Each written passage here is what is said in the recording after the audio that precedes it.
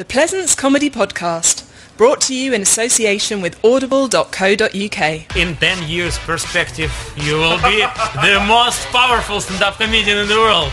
Or in jail. There's one or two options.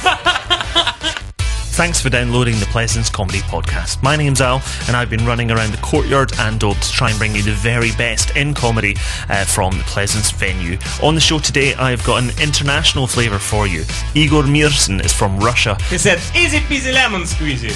I said, okay, give me meanings word by word. He's a Russian comedian, but he's now doing stand-up in English thanks to the help of Dylan Moran. He is in conversation with Des Bishop, who is just, let's make life harder, Des. Let's move to China, learn Mandarin, and do stand-up in it. This show does not rely on Chinese stereotypes. It does not rely on cock jokes, okay? They've got plenty in common to talk about. You'll be hearing from them in just a little bit. Plus, we've got comedy legend. He does Just the Minute. He does his show Happy Hour. He has been for the last 14 years. Nicholas Parsons is on the podcast telling us what he loves about Edinburgh, plus just a little clip of his show. Hey, Paul, this is a queue, you know. I went into the Pleasance Dome and caught up with Igor Meerson and Des Bishop. Yeah, so hi, I'm Des Bishop, and sitting here in the Pleasance Dome with Igor, and I've just finished my show. Hello. How are you, Igor? I'm just from my show as well, so I'm very tired, but I enjoyed it very much. Unfortunately, people who are listening to this track, they do not know that I'm foreigner. Guys, I'm foreigner. You will hear lots of mistakes now. Yeah, so actually, I want to know a bit more about you. You're Russian? Yeah? I'm Russian. No, I'm Jewish, but I'm from Russia. Were you a stand-up comedian in Russian before you were a stand-up comedian in English? Sure. I'm doing stand-up comedy in Russia for 10 years. Oh, right. Yes, in Russian, for sure. But this is my first steps in English. This is why I'm so proud to be here and sitting near you. And that's really a great experience for me, because this is the first year I'm trying to make something in English, and that's difficult, but this is great fun. Last year, Dylan Moran invited me here to Edinburgh to take a look what the Fringe is. Yeah. I was here chatting with everybody, and I had a great time. And then Dylan said, okay, today you're going on stage. I said, oh, what the fuck? How can I go on stage? I have nothing in English. Yeah. So he said, don't worry that you have no material. It is an improvisation show. And he pushed me on stage on the setlist show. It was pure insane for me. I was the worst performer on setlist. How long have you been learning English? I have a joke about that in my show. The joke is the following one. And this is true. I've studied English for 10 years at school. Yeah. Then for 5 years at university, and then I met a real person from Britain and didn't understand the word.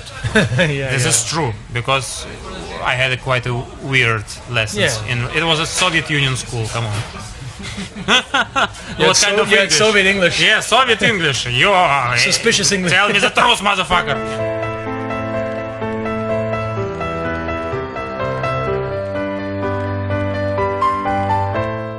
And you have a lot of unnecessary things in English language too. For example, I met one guy in London. He helped me to move a table in a restaurant. I said, thank you. And he said, easy peasy lemon squeezy.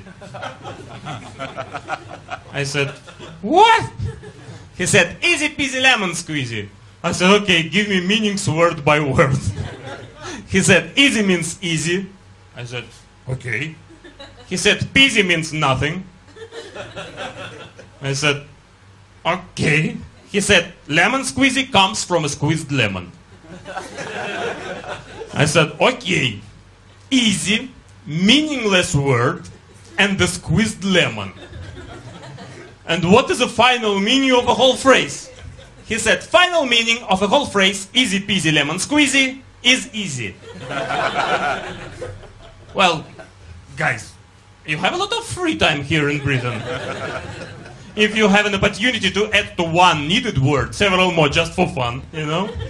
I have some ideas to you if you want. Like, hello, schmello, some shit to throw. You can use it easily. Goodbye, Mumbai, and killing fly. How did you build your empire with all this shit?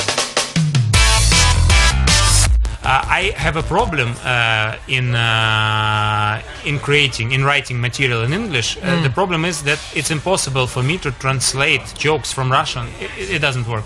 And I think that for Chinese it is even less possible. Well, I don't do it. Yeah, so I don't translate jokes. So you should think in Chinese to write. Yeah, jokes. so I just think really, I just go for very basic scenarios that are just. I go more for funny scenarios than any sort of play on language at all. I don't know. Maybe you found that because you're learning English, because you're doing. You probably have some jokes about learning English, some language barriers that you hit. You can find. I have a little bit of that. But that's not a translation joke. That's a joke about your experience in English. Yes. So I have some of those. There's nobody that's done like the Westerner in China stand-up comedy routine. Yes.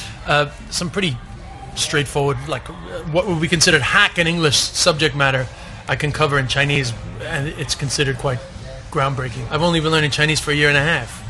So my journey, like it was following my journey from no Chinese to doing stand-up comedy in Chinese. It's a little different. So but do you live there for several months, a year or something? No, I've lived there for a year and a half now.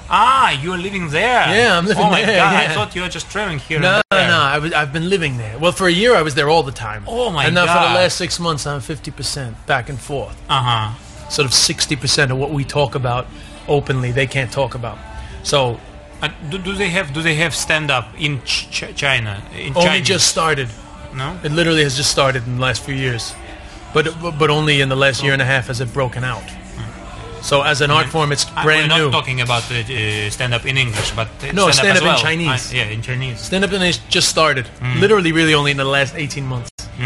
Almost kind of, it evolved while I was there, but had nothing to do with me being there. It was just a coincidence. Interesting. And what about local guys? Maybe you know someone who tries to make something in English? Oh yeah, there's some guys that do it in English. And some of them started in English and then started doing it in Chinese. But they find it easier in English because Chinese, China's not as free, like not just in terms of government, but like people's personalities, they're very reserved.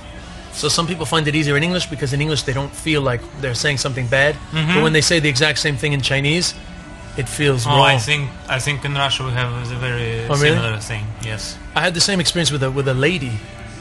We were texting in English and it was getting quite racy. And then I tried to text her dirty in Chinese, and she told me she wasn't comfortable texting dirty in Chinese. When she texts dirty in Chinese, she feels like a slut. But when she texts in English, it just makes her horny. Yeah, like Britney Spears. This show does not rely on Chinese stereotypes. It does not rely on cock jokes. Okay. But while we're on the subject, I just want to say one thing. In the gym, right, in the gym changing room, I've never been like super confident changing room guy, okay? Like, in that it's fine, but like, it's not showy offy, So I'm still very much a kind of like underwear under the towel sort of guy, like not the towel tight, and then it's like, excuse me, I just changed. And then when the underwear's up, it's like, okay guys, we can chat, yeah? We can chat, I'm confident now, yeah? Man, I have to say, in China, I started going to the gym. Man, I looked around that change room, I got confident fast. I looked around that gym, I was like, I'm the fucking king of this gym. Suddenly I was Mr. Chatty changing room guy. I was like, hey man, speak English? Practice Chinese with me? And the great thing about Chinese people is they're super abrupt. They'll fucking say anything that comes into their mind. Chinese guys are just like, whoa, very big. This is very big. I'm like, sorry, I didn't understand. You say it again?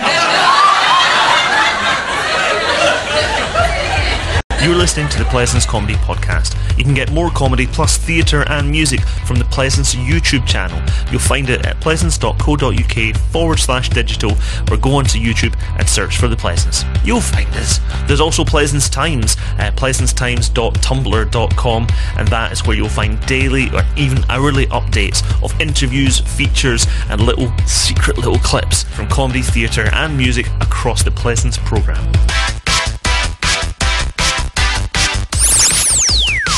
Why I am here, it's understandable, because the country of stand-up comedy is Britain. To make a stand-up in English language, this is a natural thing, but this is a very interesting question. Why did you decide? I'll answer that, but while we're on the subject, yes, what you just mentioned is interesting because in China, they're trying to do stand-up comedy in Chinese, so they have absolutely no reference points there's no one to watch. Maybe it's But not, when maybe people are it's trying, not a bad thing. yeah, They but do not copy anything. They will be very oh, they individual. will copy it. In China, they will copy it. You can be sure they will find a way to copy it. That is 100% guarantee in China. But no, I'm actually. I'll answer the other question in a sec. But I wanted to ask you: in Russia, is there any stand-up comedians in Russian? Sure. I'm from the first generation, first wave. So from 8 to 10 years ago, we started it in a small clubs and very, very small theaters. And now it is more and more popular. So last year, we filmed the first Russian stand-up TV show. So for Russia, it was a big thing, because in Russia, television is still very powerful. So if something is on television, then everybody understands, okay, we have it. But if you can have, I don't know, thousands of live shows, but you with your genre, with your style, you had no experience on television, then you do not exist for countrywide audience, you know. And the next wave, we have even younger guys now, and they are absolutely copy of some British or American comedians. I just go to a gig and say, oh, that's Dylan Moran, oh, that's Louis C.K. Oh, really? Oh, that's Eddie. Come on, guys, nothing individual. But I think that's natural. I mean, in basic terms, I went to China to make a television series about trying to learn Chinese to do stand-up. But why I ended up doing that was kind of it's a bit of a long, boring story, but the short version of it is I learned the Irish language to do stand-up in 2007, 2008. Irish language? Yeah. You get, so it was impossible to perform in English in Ireland? No. Irish people speak English, but there's an Irish language that is kind of neglected. But what was the purpose to learn it? If it was possible to perform in English easily. Well, because the Irish language in Ireland is a big issue. So it was more about the language than about the stand-up, actually. I see. Do you understand what I mean? Yeah, so it's more about Irish language culture, and it's more to do with just an interesting series for Irish people. Sure. But then when I was finished that, because I'd been to China and I saw how different China was to people's perceptions. You know, people have this kind of like quite a negative perception of China, actually. Some of which is true, but it doesn't. 1.3 billion people can't be sort of labeled by this one sort of terrible government. I was blown away by the differences. So when I learned the Irish language, I realized this is a great way to tell the story of a people, you know, learning the language. Really, it's actually, the stand-up is almost irrelevant. Through learning a language, you learn so much about people. Absolutely. It's really about language. It's not about stand-up comedy. It's about culture. Stand-up comedy is just a form of expression. Absolutely. So I just said we would give it a go in China in terms of trying to tell the story of the Chinese people through learning their language, but also obviously through taking... But wait a minute, it's not the whole story. You didn't decide, okay, we should go to Spain. It could be Spain. Oh, why China? Let's go to Africa. But you decided China. Why? Well, there are loads of reasons, but because I mean, in 10 years perspective, you will be the most powerful stand-up comedian in the world. Or in jail. That's one of the two options.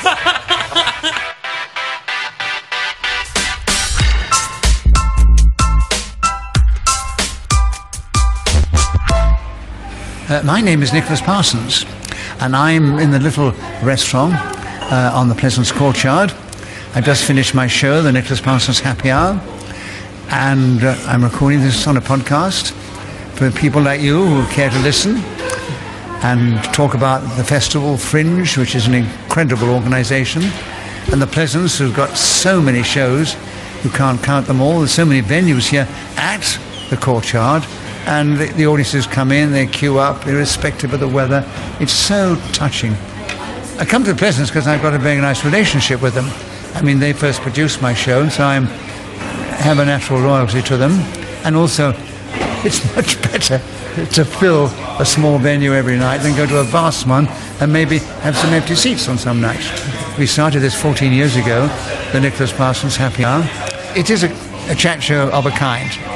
We call it, as advertisers, comedy and chat, because as a comedy performer, I engage with the audience, I chat to them, get laughs, I talk to them, I tell some jokes first and engage with them, and then I do the Smarty routine, and then I have guests. So it's what we call comedy and chat. And in between the guests, I also tell stories and anecdotes and try to keep them entertained. Try to create fun.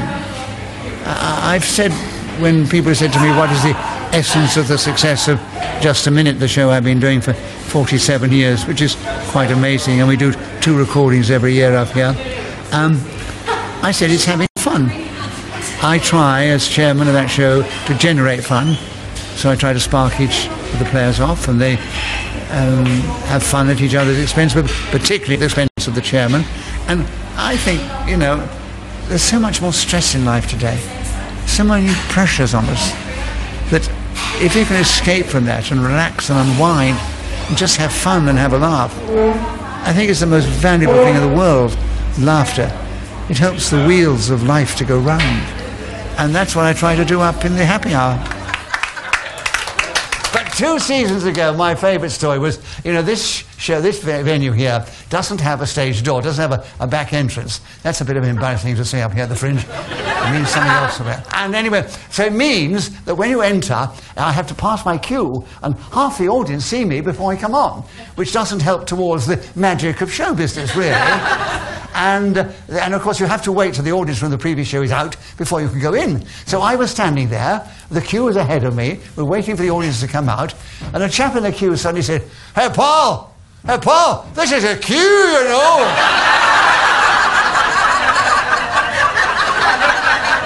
Get the back like everyone else.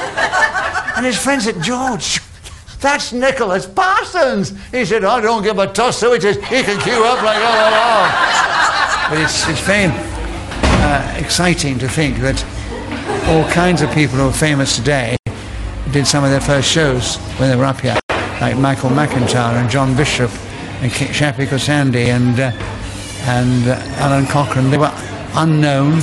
They did a modest little show. And Daniel Sloss is another one. He was 17 years of age when he first did it. He had about a dozen people in the audience. He came on and he talked about the show.